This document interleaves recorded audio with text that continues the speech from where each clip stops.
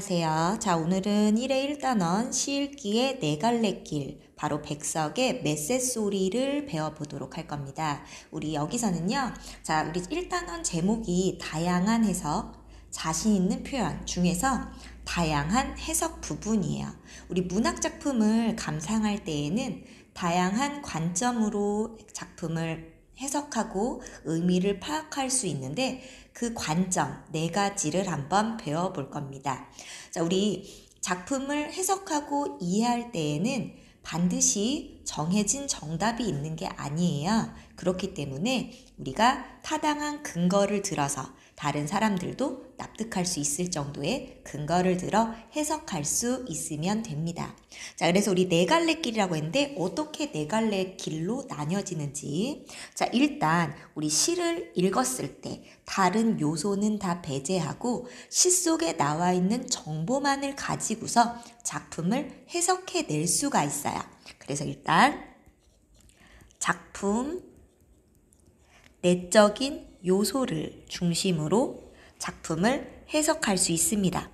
예를 들면 우리 여기선 시니까 시가 몇 년, 몇 행으로 이루어져 있는지, 시적 과자가 속에 드러나고 있는지 아니면 드러나지 않았는지, 혹은 어떤 시어를 사용하고 있고 그리고 어떤 표현 방법을 사용했는지 우리 시 안에서 근거를 찾아냈다. 그럼 우리 관점이 어디에 있어? 작품 속에 있죠. 우리 작품 속에 있는 관점, 우리 작품만 보는 걸 절대론적 관점, 절대주의적 관점, 절대론적 관점이라고 부릅니다. 뭐만 봤을 때? 작품만 봤을 때. 자, 그렇다면 작품 말고 작품 외적인 요소를 한번 볼까요? 그럼 이 작품을 쓴 사람이 누구냐? 작가를 중심으로 볼 수도 있어. 작가가 작품을 표현하니까.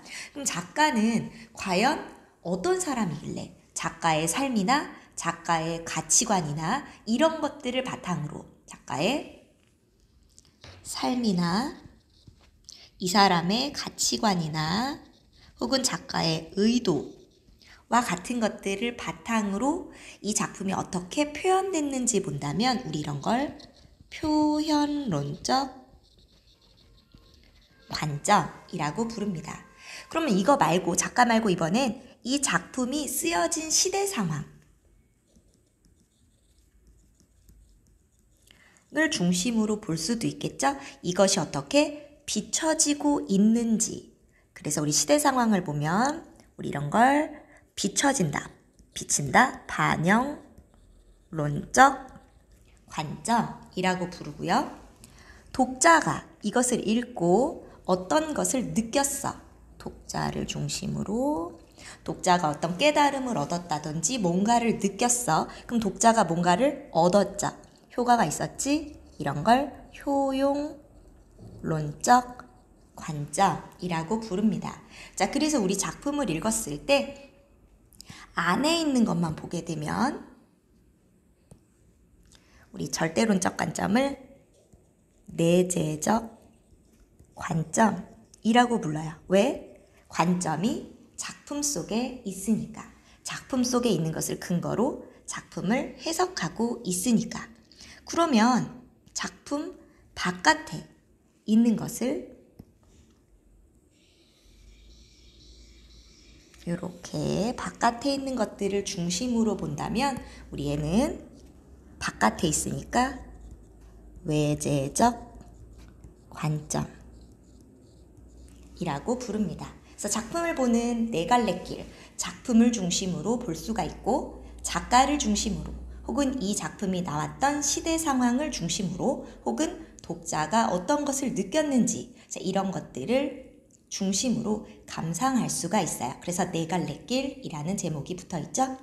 자, 우리가 볼 시는 백석의 메세소리고요. 또 이 백석의 메세소리를 해석해 놓은 비평문을 볼 겁니다. 그럼 이 비평문을 쓴 비평가가 어떤 관점에서 어떤 것을 근거로 작품을 해석하고 있는지도 파악할 수 있고요. 그 후에 나는 어떤 관점으로 이 시를 해석할 건지 이런 것들도 생각해 볼 수 있겠어요. 그럼 생각 열기부터 볼까요? 다음은 두 학생이 밀레의 만종을 보고 나눈 대화입니다. 두 학생의 대화를 보고 아래 활동을 해봅시다. 자, 지금 이 친구는 뭘 보고 있죠? 전체적으로 부드러운 필치의 묘사가 돋보여 바로 이 그림에 담겨져 있는 표현 방식을 중심으로 봤다면 이 여자친구는 가을 거지를 끝내고 기도하는 두 사람의 모습이 엄숙한 기분을 느끼게 해. 자, 얘는 자신이 어떤 것을 느꼈는지를 이야기하고 있습니다. 자, 그래서 두 학생의 관점, 바로 이 남학생은 부드러운 필치라고 해서 그림에 표현된 형식들을 중심으로 봤다면 이 여학생은 자신의 느낌을 중심으로 자신의 느낌을 중심으로 이야기하고 있어요. 이렇게 감상하고 있습니다. 자, 그래서 적절한 근거를 들어 우리 항상 해석할 때, 문학을 해석할 때는 적절한 근거를 꼭 들어줘야 됩니다. 자, 그래서 우리 아래 가볼까요? 같은 그림을 보고도 빨강으로 합시다. 서로 다르게 해석한 까닭은 그림을 본 학생들의 인식 수준, 경험, 가치관이 다르고 작품을 해석하는 방법도 다르기 때문이야. 자, 우리 여기서 중요한 건 이겁니다. 독자마다 인식 수준과 경험, 가치관이 다르고, 자, 그러니까 내가 그것에 대해서 얼마나 알고 있는가. 예를 들면 6.25 전쟁에 대한 글을 읽었다. 그럼 내가 6.25 전쟁에서 얼마나 잘 알고 있느냐, 혹은 내가 6.25 전쟁을 경험해 봤다, 해보지 않았다. 그리고 내가 옳다고 생각하는 가치관이 무엇인지에 따라서 같은 작품을 읽더라도 다르게 감상하고 다르게 해석할 수밖에 없죠. 자, 그리고 우리 아까도 봤지만 작품을 해석하는 방법 4가지 길이 있다고 했어. 그래서 우리 이런 것들 때문에 달라집니다. 자, 다르기 때문이죠. 문학작품도 근거의 차이에 따라 다양한 해석이 가능해요. 문학작품에 관한 해석의 근거가 분명하게 드러나 있는 글, 바로 비평문을 볼 거고요. 나의 해석과 비교해 보면 되겠습니다. 자, 그러면 백석의 메세소리라는 시를 먼저 보여주고 있어요. 우리 이 시를 일반적으로 해석하는 것과 달리 우리 비평문은 조금 비슷하면서도 다르게 해석하는데 한번 내용을 봅시다. 우리 메세라고 하면 메세, 산새예요. 산새 소리라는 건데요. 자, 우리 참새처럼 생긴 거라고 생각하시면 됩니다. 그러니까 막 짹짹짹 이런 소리겠죠? 자, 우리 메세 소리. 자, 제목은 메세 소리인데 내용을 보면 메세와 관련된 내용은 전혀 나오지 않습니다. 자, 그래서 한번 내용을 보시면 처마 끝에 명태를 말린다. 명태는 꽁꽁 얼었다. 자, 얼리고 있는 명태, 자, 말리고 있는 거죠. 사실은 얼은 명태를 바라보고 있죠. 명태는 길다랗고 파리한 물고기인데 꼬리에 길다란 고드름이 달렸다. 여기도 역시 명태의 모습을 객관적으로 바라보고 있습니다. 해는 저물고 날은 다 가고 볕은 서러웁게 차갑다. 자, 서럽다라는 감정이 갑자기 나오고 있어요. 자, 그리고 자, 왜 서러움을 느꼈을까? 나도 길다랗고 파리한 명태다. 자, 나를 명태와 동일시하고 있죠. 문턱에 꽁꽁 얼어서 가슴에 길다란 고드름이 달렸다 라는 표현이 나오고 있습니다.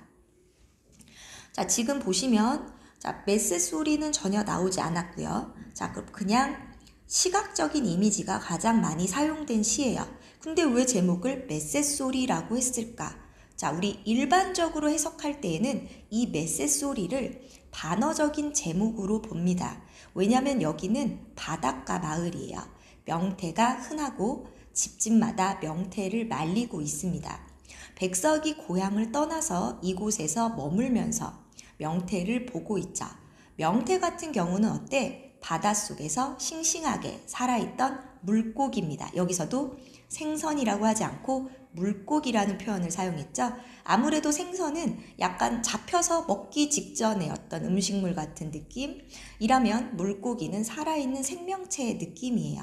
그래서 지금 이 물고기였던 명태가 지금 어떻게 되어 있지? 잡혀서 죽어서 어느 집 처마 밑에 걸려서 말려지고 얼어붙어 있죠.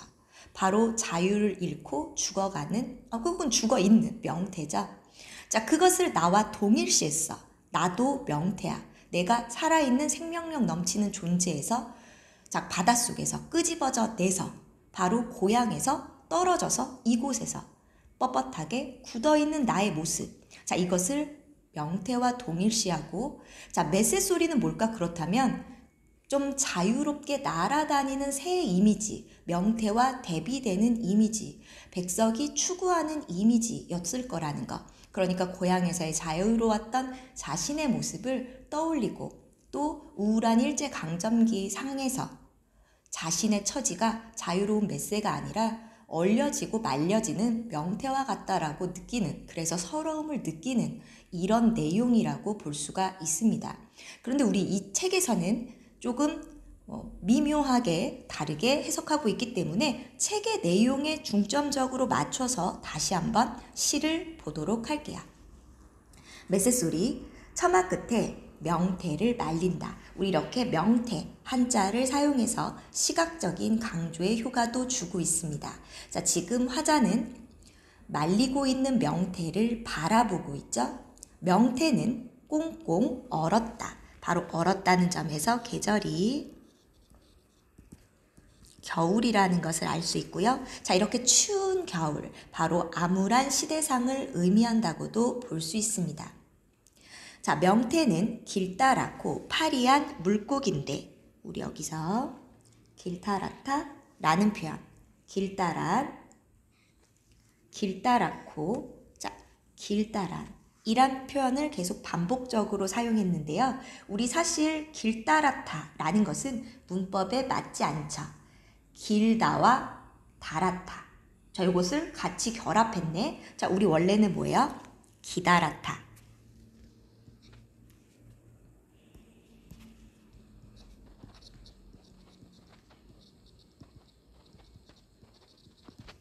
기다랗다라고 표현했어야 되겠죠?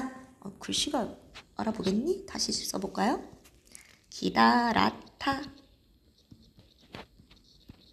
자, 일부러 시기 때문에 의도적으로 문법에 맞지 않게 쓰는 거 시적 허용이라고 합니다. 시에서는요, 뭐를 주기 위해서?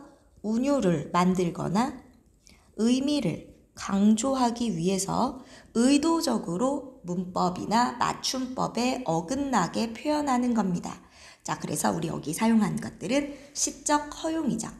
자, 길다랗고 파리한 물고기인데, 자, 시각적으로 표현하고 있고요. 꼬리에 길다란 고드름이 달렸다. 바로 이렇게 춥다라는 것을 계속 꽁꽁 얼어서 긴 고드름이 달려있다. 바로 부정적인 현실을 나타내고 있습니다. 자, 우리 여기까지는 뭐예요? 명태의 모습을 바라보고 있죠.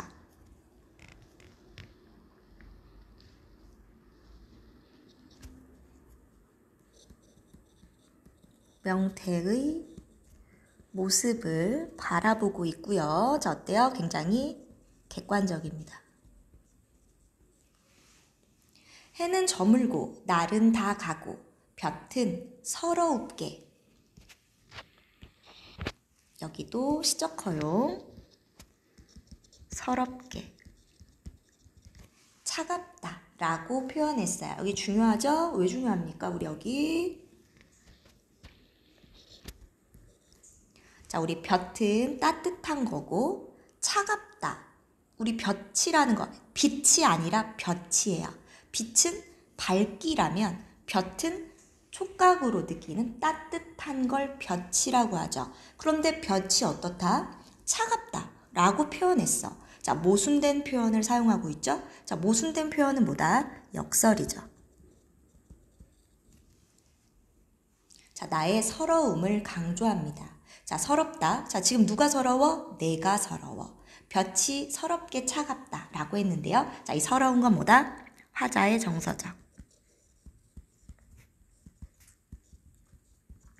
자신의 감정을 볕에다가 집어넣네. 감정이입. 나도, 자, 이제 나로 다가옵니다. 자, 나도 길다랗고 파리한 명태다. 자, 이제 나를 명태와 동일시하고 있죠. 나도 명태다. 자, 나도 어때? 왜 명태라고 했을까? 자, 나도 명태다.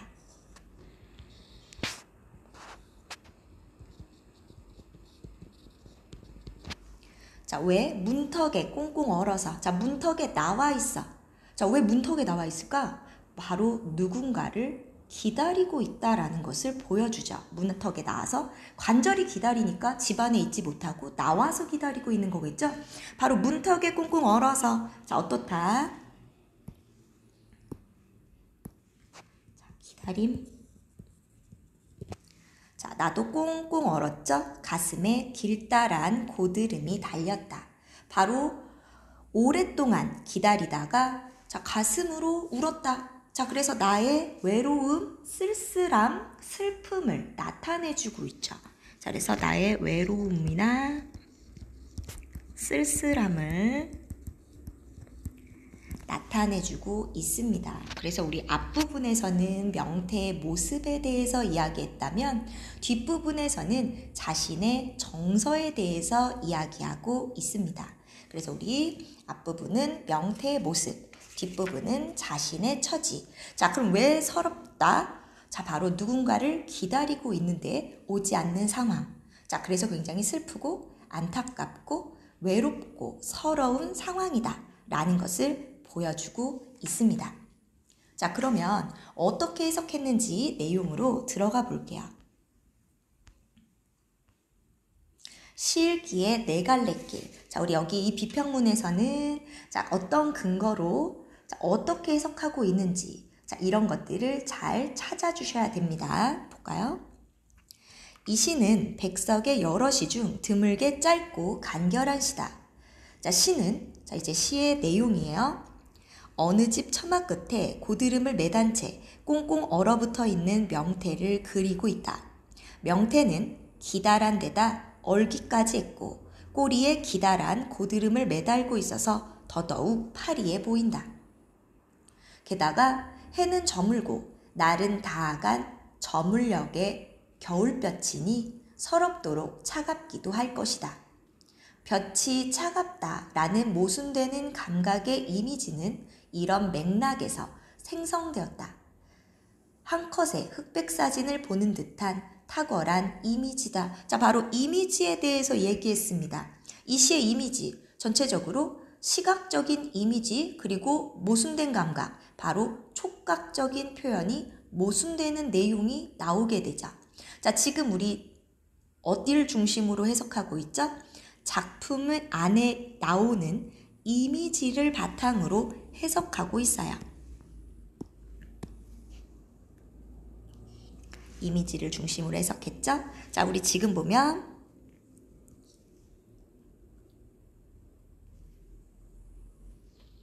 우리 여기까지는 시각 그리고 볕이 차갑다라는 모순된 감각의 이미지, 촉각.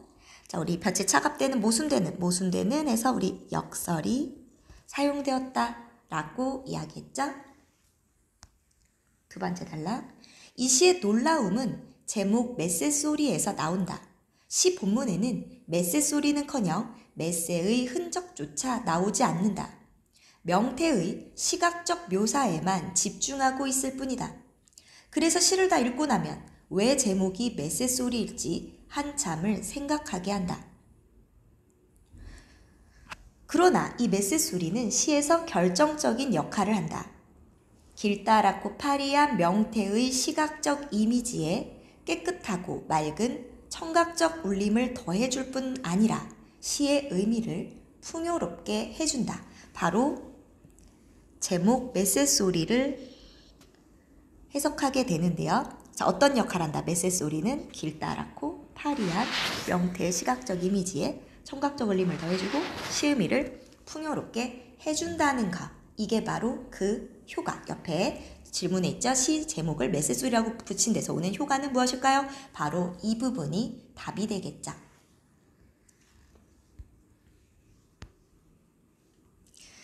상상해보자. 메세소리가 들린다는 것은 집 주변에 인적이나 인기척이 드물다는 것을 암시한다. 마당이 비어 있으므로 메세들이 지저귀는 것이고 그 지저김이 들리는 것이다. 그래서 이때의 메세 소리는 화자의 적막함 혹은 기다리는 마음을 강조한다. 자, 그래서 우리 메세 소리가 하는 역할. 나아가 해는 저물고 날은 다 가고 있으니 이제 곧 메세 소리마저 들리지 않을 시간이다. 이 적막한 기다림의 시간에 메세 소리마저 없다면 그 집은 얼마나 쓸쓸할 것인가? 자, 얼마나 쓸쓸할까? 매우 쓸쓸.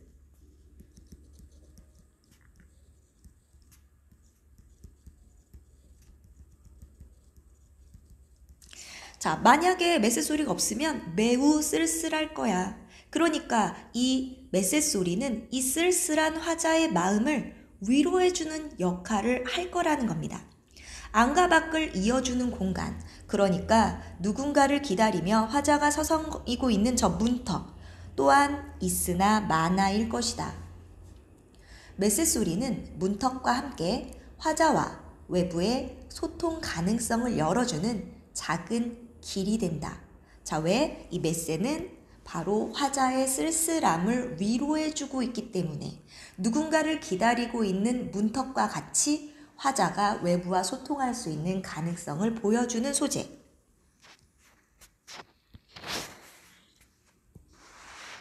이해가 되나요? 자, 그러면 이번에는 시인을 중심으로 한번 알아봅시다. 우리 지금까지는 뭐 봤어요? 작품을 중심으로 이 작품을 해석해 봤습니다. 자, 그러면 이번에는 시인의 삶을 한번 바탕으로 가보자. 시인 백석은 평북 정주에서 태어나 오산학교를 거쳐 일본에 유학하고 이 시를 발표할 당시 1938년에는 함흥에서 교사로 근무하고 있었다. 자, 그러니까 배경은 함흥이겠네요. 그곳에서 섬세한 감성의 젊은 시인이 쓸쓸하게 겨울을 넘기고 있었다. 그가 보는 모든 것, 그가 듣는 모든 것이 시가 되었다.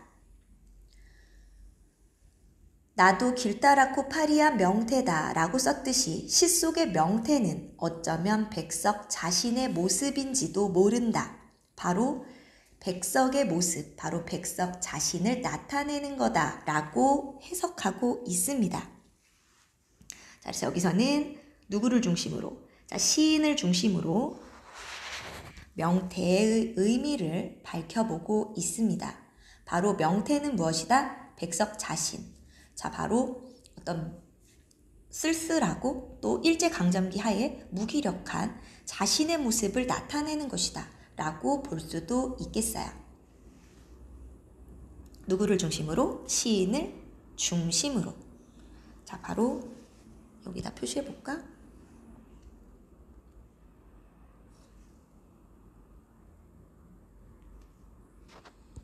바로 시인을 중심으로 명태의 의미를 해석해 봤습니다. 시인의 다른 모습인 화자는 문턱에 꽁꽁 얼어서 가슴에 길다란 고드름을 매달고 있다. 여기서 화자가 다른 데도 아니고 문턱에 얼어 있다는데 주목할 필요가 있다. 화자가 문턱을 오래 서성였다는 뜻일 텐데 가슴에 길다란 고드름까지 달고 있으니 누군가를 기다리며 오래 소구름을 울고도 남았을 법하다. 자, 그러니까 속으로 울어서 가슴이 고드름이 생긴 겁니다. 자, 하지만 화자가 그렇게 기다리는 사람은 겨우내 오지 않고 있다. 겨울볕이 더욱 서럽게 차가운 까닭이다. 바로 누군가를 기다리고 있지만 기다리는 사람이 오지 않고 그래서 서럽다 라는 감정을 느끼는 것이다 라고 해석하고 있죠. 백석의 시는 그가 살았던 시대와 연결지을 때 의미가 더욱 깊어진다. 자, 이번에는 시대와 연결지어서 해석해 볼게요. 식민지에 태어나서 조국과 고향을 떠나 접하는 삶이 얼마나 외롭고 고되었으랴. 더욱이 이 시를 쓸 즈음에는 일본의 억압과 수탈이 점점 심해져서 만국민의 한이 끝없이 깊어질 때다. 자, 그러니까 시대. 바짝 마른 데다 꽁꽁 얹채 처마 끝에 매달려서 눈물 같은 고드름을 달고 있는 명태는, 자, 명태 의미. 자, 우리 시대를 중심으로 보면, 자, 암울한 우리 민족의 분신이기도 한 것이다. 길다랗고 파리한 명태가 되어 꼬리가 아니라 가슴에 고드름을 단 채 우리네 슬픈 이웃들, 자, 슬픈 이웃은 누구? 우리 민족은요, 무엇을 기다린 것일까? 자, 무엇을 기다렸겠니? 우리 시대 상황으로 본다면 조국의 독립을 기다렸을 것이다. 이처럼 이 시를 읽는 재미는 명태의 시각적 이미지와 메세소리의 청각적인 이미지를 겹쳐 읽는 데서 시작된다. 자, 바로 작품의 내용, 작품의 표현을 바탕으로, 자, 이 시를 읽는 재미는, 자, 바로 시각적 이미지, 청각적 이미지, 바로 표현이죠. 작품의 표현.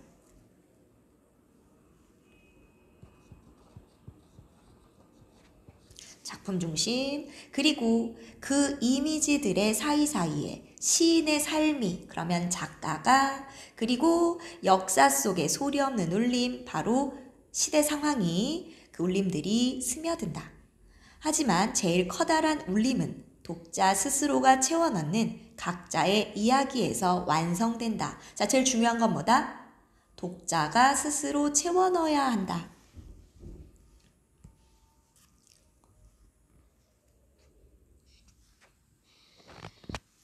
독자가 채우는 게 제일 커. 어떤 독자는 어릴 적 건넌 마을 혹은 장에 가신 엄마를 기다렸던 기억을 떠올리고, 어떤 독자는 온다고 하고 오지 않는 애인이나 어떤 이유로든 헤어진 누군가를 채워 넣어 읽을 것이다.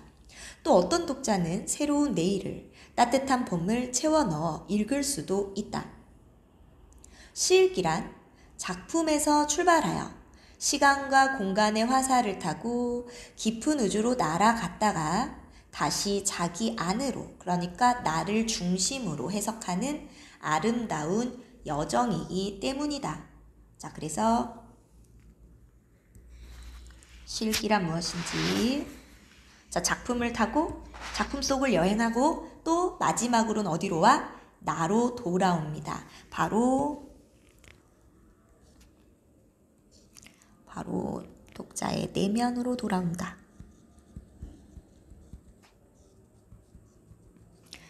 으로 돌아오는 아름다운 여정이다. 바로 그래서 우리 작품을 감상할 때에는 작품을 중심으로, 그리고 시인의 삶을 중심으로, 시대 상황, 배경을 중심으로, 그리고 독자의 경험을 중심으로 감상할 수 있고요. 가장 큰 울림은 누가 가져다 준다? 독자의 경험을 중심으로 감상했을 때 가장 큰 울림을 받을 수 있다라는 것을 봤습니다. 자, 어떤 근거로 어떻게 해석했는지 잘 이해가 됐나요? 그럼 넘어가 봅시다. 자, 다음 활동하면서 백석의 시 메세소리의 내용을 파악해 봅시다. 자, 이 시의 내용을 네 부분으로 나누라고 했는데요. 일행에서는 처마 끝에 명태를 말리고 있고, 자, 그 명태는 꽁꽁 얼어붙어 있죠.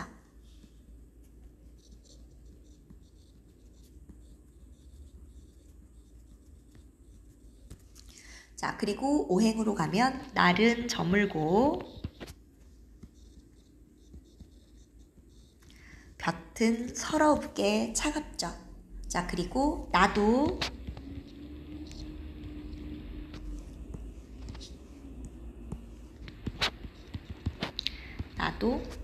명태처럼 꽁꽁 얼어 있다.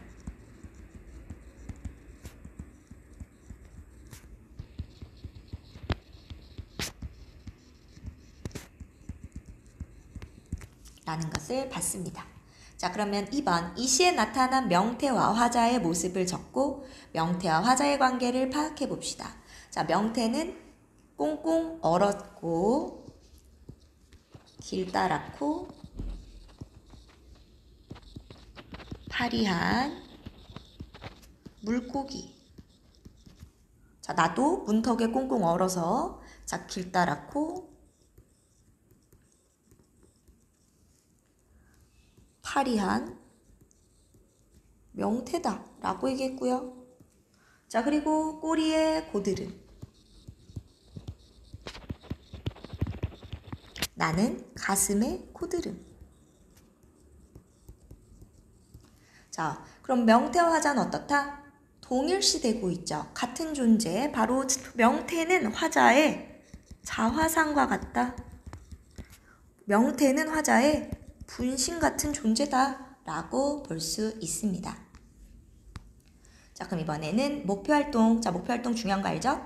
자, 이 실기에 네 갈래길에 나타난 글쓰기 해석과 근거를 파악해 봅시다. 자, 우리 일단 작품 내용이나 표현을 중심으로, 그러니까 작품을 중심으로 해석했어요. 작품의 내용이나 표현. 자, 이미지가 탁월하고 의미가 풍요롭다. 자, 감각을 잘 묘사했고 메시소리와 문턱, 외부와의 소통 가능성을 보여준다. 자, 시인의 삶을 중심으로 자, 시인의 쓸쓸한 내면을 담았다.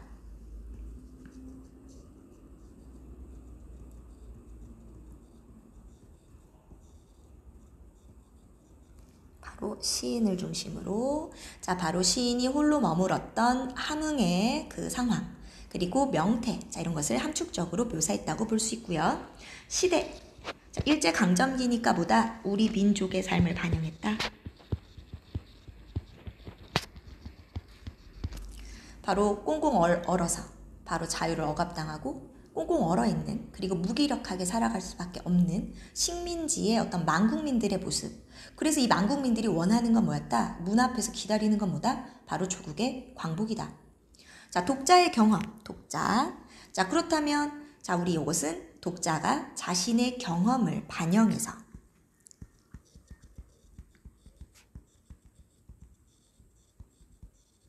해석할 수 있습니다. 뭐 시장에 간 엄마를 기다렸던 경험, 자, 돌아온다고 하고 돌아오지 않는 애인이나 이런 누군가를 기다렸던 경험들. 자, 이것은 뭐다? 바로 작품에서 출발해서 우주를 돌아서 독자의 그 자기 안으로 돌아오는 여정이기 때문이라고 했죠. 자, 시에 관한 글쓴이 해석 중 가장 타당하다고 생각되는 것, 까닭과 함께 써보자 라고 했는데요. 자, 그냥 합리적인 그리고 굉장히 타당한 그런 해석을 골라주시면 되겠습니다. 자, 그럼 문학작품의 다양한 해석의 다양한 방법. 문학작품은 작가, 시대적 배경, 독자, 작품 등에 주목하여 다양하게 해석할 수 있습니다.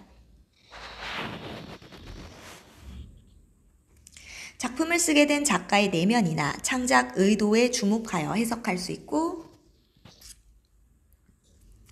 작품의 배경이 되는 시대적 상황과 관련지어 해석할 수도 있습니다. 또한 작품이 독자에게 주는 즐거움, 감동, 교훈 등의 효과에도 주목하여 해석할 수 있고, 작품의 내용이나 구조, 표현 등에 초점을 맞춰서 해석할 수도 있습니다. 이러한 해석의 다양성은 뭐에 영향을 받는다? 독자의 인식 수준, 경험, 문학관 등의 영향을 받습니다. 자, 그러면 시 메시소리에 관한 자신의 해석을 발표하고 친구들의 해석과 비교해 봅시다 라고 했는데, 우리 예시 한번 볼까요? 이 시의 제목은 메세소리인데 시에는 메세에 관한 이야기는 나오지 않는다. 온통 파리한 명태 이야기뿐이다. 화자는 문턱에 서서 꽁꽁언 명태를 보며 자신도 그런 명태와 같다고 말하고 있다. 명태처럼 외롭고 쓸쓸한 화자. 그런 화자에게 메세소리는 따뜻한 희망의 소리가 아니었을까? 자, 여기까지는 뭐를 중심으로 봤죠? 작품 속에 나와 있는 내용을 중심으로 봤고, 내 마음속에도 메세소리가 하나 있다. 자, 나의 경험으로 가지고 옵니다. 배낭여행을 하며 세계 곳곳을 여행하는 꿈. 지금은 명태처럼 적막하고 외롭다는 생각이 들 때도 많지만 언젠가는 훨훨 넓은 세상 속으로 여행을 떠날 수 있을 것이라는 메세의 지적임이 있어서 외롭지만은 않다 라고 해석하고 있네요. 자, 그럼 이렇게 적절한 근거를 들어서 해석하면 되겠습니다. 자신의 해석과 비교해봐라 라는 내용이 나왔고요. 자, 창의융합은 됐습니다. 자, 그럼 이렇게 볼까요? 우리 여기서 해야 되는 건 뭐다? 바로 타당한 근거를 들어 문학 작품을 해석하는 것. 자, 바로 이러한 해석에 영향을 미치는 것은 독자의 인식 수준이나 경험이나 문학관, 가치관에 따라 달라지고요. 자, 해석하는 근거 4가지, 작품 혹은 작가, 그리고 시대 상황, 그리고 독자. 가장 큰 울림은 독자의 경험이 줄 거다라고 이야기했었죠. 자, 그러면 우리 1의 1단원도 이렇게 마무리하도록 하겠습니다. 자, 그러면 수고하셨어요.